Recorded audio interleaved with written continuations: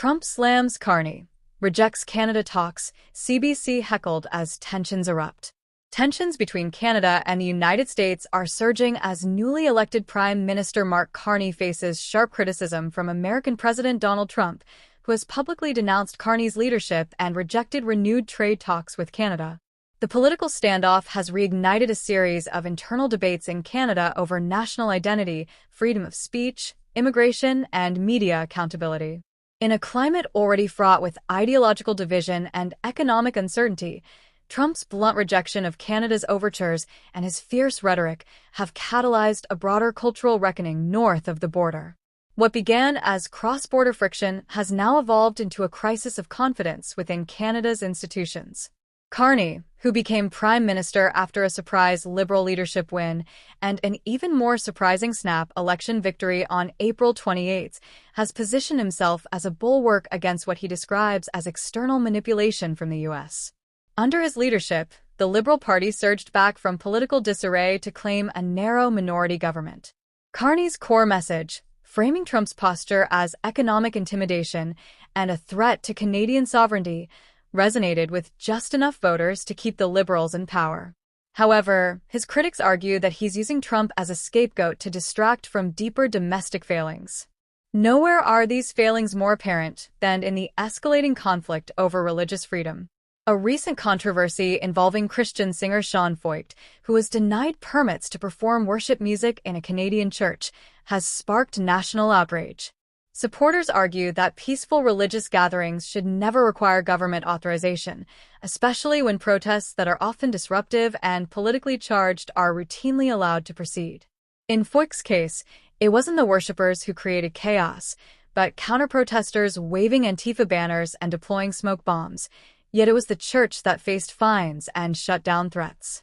This perceived double standard is inflaming public frustration. Critics of the Carney government say that Christian communities are being singled out under the guise of public safety, while more radical protest groups face little to no pushback.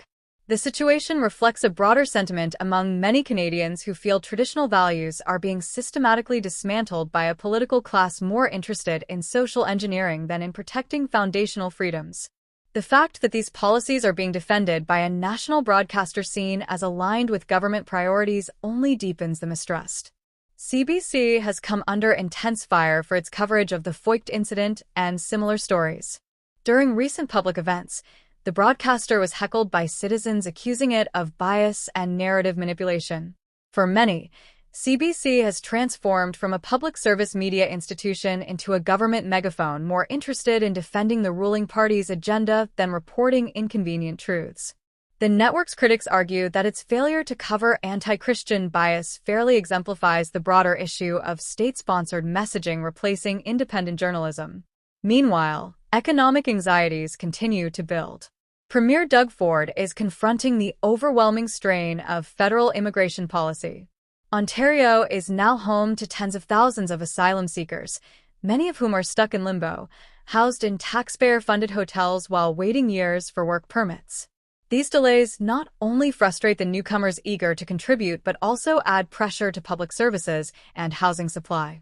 While Ottawa insists the situation is under control, job fairs across Ontario tell a different story. Youth unemployment is climbing, and entry-level opportunities are disappearing fast. Instead of acknowledging that uncontrolled immigration without sufficient infrastructure is causing systemic dysfunction, Carney's government is deflecting blame onto Canadians themselves. Seniors, for example, are now being framed as obstacles to housing affordability simply because they choose to remain in their homes. This narrative shift, from addressing inflation and mismanagement to blaming everyday citizens, has left many Canadians feeling vilified by their own government. The disconnect between Ottawa's rhetoric and the lived reality of average Canadians continues to widen. Housing policy remains a flashpoint. Despite expert warnings that Canada must build millions of homes by 2030, construction remains sluggish. The country barely managed to build 250,000 units last year. Zoning bottlenecks, municipal red tape, carbon taxes, and investor-driven speculation are choking supply. Yet instead of removing these obstacles, the federal government is proposing greater centralized control of housing markets. Critics fear this would further detach decision-making from local needs, while enriching institutional players who dominate Canada's urban real estate. Carney's defenders argue that his stance against Trump demonstrates strong leadership in turbulent times. They say his refusal to be bullied protects Canadian sovereignty and sends a powerful signal that Canada won't be reduced to a vassal state. But his opponents counter that this patriotic framing is little more than political theater, an effort to unite a divided country against an external villain while evading accountability for domestic mismanagement. The hard questions about inflation, jobs, and national security remain unanswered. On the international stage, the Carney-Trump confrontation is influencing trade dynamics. With talks stalled and U.S. tariffs looming, Canadian businesses are facing increased uncertainty. Some liberal insiders have suggested diversifying trade partnerships away from the United States and toward globalist institutions more aligned with Carney's economic worldview. This strategy, however, raises alarms about further dependence on centralized international bodies and the erosion of national decision-making. Canada's small business sector, already battered by inflation and supply chain instability, can't afford another political gamble. At its core, this is a battle over Canada's soul. Faith groups feel targeted, youth feel abandoned, seniors feel blamed, and taxpayers feel ignored.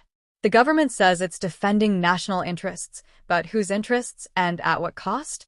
When worship music is treated like a threat, when churches are fined and protesters are free, when media echo only one side, many citizens wonder whether the Canada they love is being transformed into something unrecognizable.